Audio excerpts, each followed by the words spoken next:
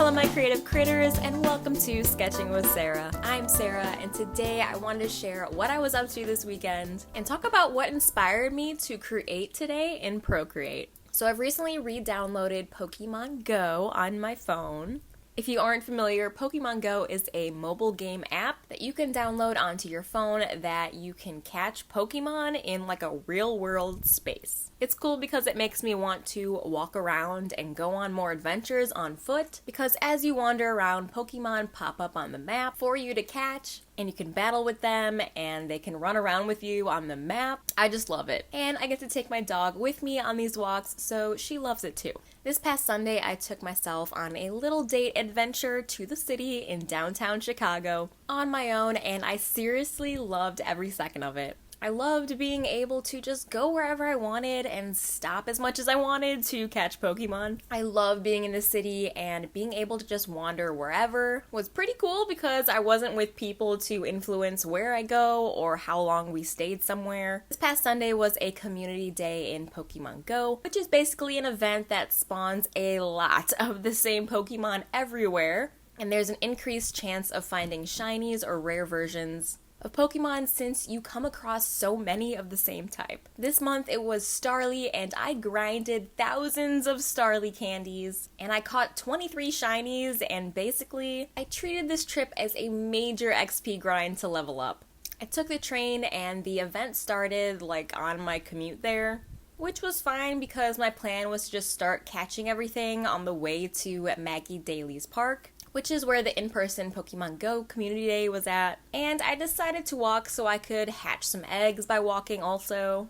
But what ended up actually happening is I got really distracted catching every Starly on the way walking from the train station to the park, which is about a 30-minute walk just walking without stopping. But I kept stopping because I didn't want to miss anything, and by the time I made it to the park, it was like 15 minutes left to the end of the event. It didn't help that I got detoured twice because I needed to charge my phone, so I stopped in Starbucks and there was a crazy line. So I just decided to take a seat by an outlet and order a drink on my phone and just run up and grab it. And I swear I went onto Maps and searched Starbucks near me, and my location was the Starbucks I was at, so I was very confused when I was waiting for like 20 minutes of seeing everyone else getting their drinks. And I finally just walked up and asked the barista if there was a mobile order going for Sarah, and they were very confused and asked to see my receipt. Then they told me, no, actually, this was the Starbucks down the street, so I looked up the address that I actually got my drink made at, and I sped walked over there. It wasn't raining, but it was like a misty wind, so it wasn't super pleasant, but it wasn't enough for like an umbrella or to take cover. So I get there and I go right up and ask if my mobile order for Sarah was there, and they were confused too, and apparently when I typed 200 Michigan Avenue, Starbucks, I still went to the wrong one, because apparently there's both a Starbucks on 200 South Michigan Avenue and 200 North Michigan Avenue, and of course I ran to the wrong one. The barista there was so sweet though, she made it for me anyway, so I just tipped the amount of the order at that location because I wasn't about to run all the way to the other one, past the first Starbucks just to get over there, and by then my drink wouldn't be cold anymore probably, and the whipped cream would just be flat. And I don't really know how long they keep it there anyway before they just toss it or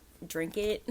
Fun fact, there are literally 184 different Starbucks in downtown Chicago, so I can't be the only dumb tourist that did this right. Can't be the only one. This is such a privileged inconvenience to be in, but that was something. Anyway, with all the Starbucks drama sorted, I made it to the Maggie Daley Park with 15 minutes left in the event. They had a cute little booth set up and a table, and they had like 2 stickers left, so I did get a Niantic sticker, which was cool. To be honest, I didn't even find out that there was an actual booth of them giving out merch and stuff until I was almost there. I was just planning to enjoy Com Day as my adventure to get there. It was pretty cool seeing all the groups of people playing Pokemon GO together at the park, and the weather couldn't have been better. It wasn't too sunny, it wasn't too hot, it was a little humid, but there was a nice breeze and everything, so it was perfect weather to just hang out. Minus the short burst of misty rain that only happened like a couple times. Seeing all the Pokemon Go players wandering around really brought me back to when Pokemon Go just launched back in 2016, and there were huge gatherings of people catching Pokemon and walking around, and it was such a wholesome, simpler time. People were screaming, "There's this Pokemon over there, hurry!" and stuff like that. People shouting Team Mystic or Team Valor, and then just like yelling at each other across the street. Just such a cool time because you knew everyone was playing Pokemon Go. By the way, if you do play Pokemon Go, you should add me so we can exchange gifts and get more XP together. I love doing raids too and sending gifts when I have them. My friend code is in the description box, and the only thing is if you add me, please comment that you do so I don't miss your request. And maybe only add me if you're going to interact with me on there by sending gifts or battling with me in raids, because I can only have so many friends on there and I want to do stuff. Anyway, that's what I was up to this Sunday, and I can't wait to do it again for another calm day. So let's talk about the drawing that I'm working on and why it is what it is. So a few weeks ago, I caught my very first Deerling, which is a Pokemon you can catch in Pokemon Go, and I freaked out at how cute she is, and I gave her a berry and I threw an Ultra Ball at her just to make sure I could catch her. Then I found out that she has 4 forms, one to represent each season, and this Pokemon's evolution is a Sawsbuck, and depending on which version of Deerling is the season, the evolution takes shape as that kind of tree. So for example, the Summer Deerling, which is the one that I caught, is green, and when she evolves into a Sawsbuck, she will have a full leafy green antlers like the trees in summer. I grew up playing the Pokemon games and collecting the training cards, and I still have all of my Pokemon cards and so many plushies and Pokemon toys from the 90s and early 2000s, and I just grew up loving everything about Pokemon. I'm convinced there is a part of my brain that is just solely dedicated to knowing all of the names and types and evolutions of the original Pokemon. I think I stopped being so invested after the Sinnoh region, and I'm pretty confident that I can name all the Pokemon through Sinnoh. The reason I bring that up is because obviously there have been a lot more Pokemon games that came out since Diamond and Pearl, which Diamond is the last game that I played through on my OG Nintendo DS. I think it would be so fun to go back and play my Game Boy Color, my old DS Pokemon games for nostalgia, because that nostalgia for Pokemon is really strong for me. Anyway, I mentioned all of that because after re-downloading Pokemon Go, after a while, I started seeing these Pokemon like, ooh, what is that? What is that?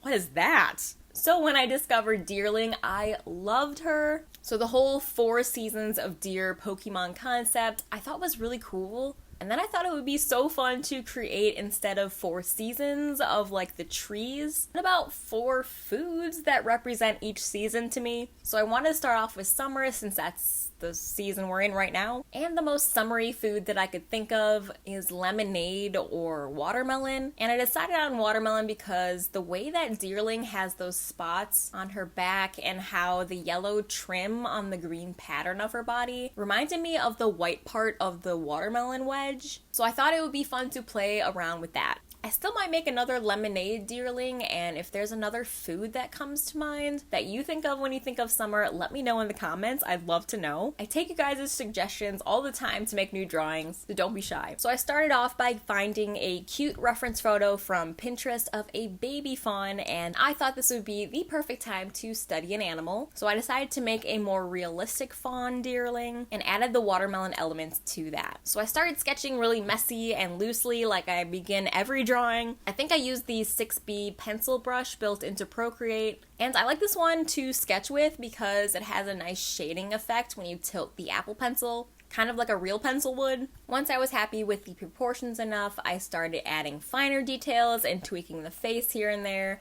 and decided which lines I wanted to stay and which were just gestural marks to start the sketch. Something else I like to do is zoom way out and look at it as a whole, because it has the same effect as stepping away from your painting or a large-scale drawing that you're working on. I was always that kid in art class that would stand and paint because I would constantly be stepping away and looking at it from afar. It's so easy to get caught up in little details, but if your initial drawing is off, the proportions are weird, the details would just make it look even wonkier. So zooming all the way out is a good way to mimic that habit when I do traditional art in digital art. When I was happy with the sketch, I took a mid-tone green and just started mapping out where I wanted the Deerling's cape pattern to drape on her back. I love that on my iPad I can split screen while I'm working, so I have close access to my inspiration and not have to like change tabs or have it open on my phone nearby.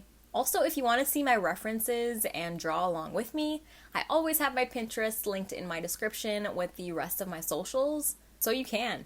Anyway, I drew the general outline where I wanted to break up the red and green watermelon colors, and then I just started coloring them in. I tried to figure out if I wanted a more pink watermelon color or a deeper like cherry red watermelon color, and this is where I played around with the colors and where I wanted to place them. Once everything was colored in, I decided to start adding the black watermelon seeds. I was getting major strawberry vibes when I started speckling in the seeds, so I thought adding the stripes on the green of the watermelon would help steer it back to watermelon and less strawberry, and I feel like it did that. Then I added the white rind part as the yellow accents on the Deerling Pokemon design, and I feel like that's when it really started looking like a watermelon. I also thought it would be cute to add little specks of that white rind color into the green, like in the Deerling design. So then I felt like I was pretty much done with the concept, but then I realized that Deerling has a really cute flower on her head, and I thought, well, since this isn't based on a tree and it's based on a fruit, I'm just gonna put a watermelon wedge up there. It was missing something, and I feel like that completes it. I really enjoy using these chalk pastel brushes in Procreate. It brings me back to the countless life drawings and still life drawings that I've done in college in chalk pastel, and I love it because this is all the same messy grittiness and without the awful mess that chalk pastels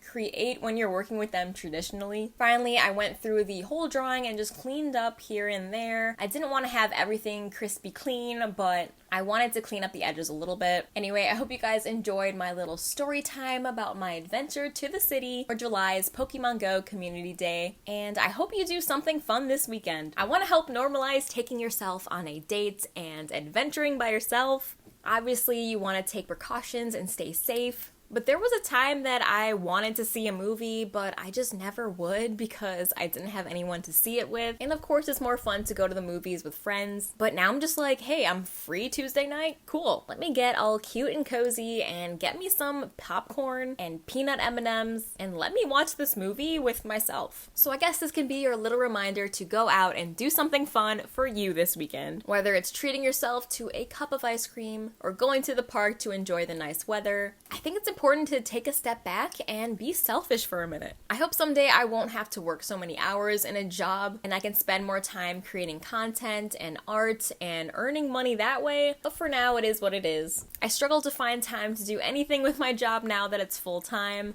and I saw this quote somewhere and it went along the lines of, don't use your weekends to escape your life during the week. Use the weekends to create the life that you want to live. And when I changed my mindset from the weekend being too short and just an escape from the real world responsibilities to using those weekend days to create the life that I want to live, it really helped me look forward to the weekends in a new way, and I think a healthier way. Anyway, I hope you guys enjoyed my drawing of a summery watermelon Deerling. Let me know in the comments what food screams summer to you. Also give me some ideas of what foods or drinks you think of when you think of spring. I think fall and winter will be pretty easy for me to come up with a Deerling design, but for spring, it's a little more challenging, so I'd love to hear you guys' suggestions. I love chatting with you guys in the comments, and I respond to everything, so don't be shy. Also, don't forget to like this video if you liked it, and subscribe for more art and animal-related content. I upload a new video here every Friday, and I'd love to have you along on my YouTube journey. Thank you guys so much for watching. Stay creative, and I will see you in next Friday's video.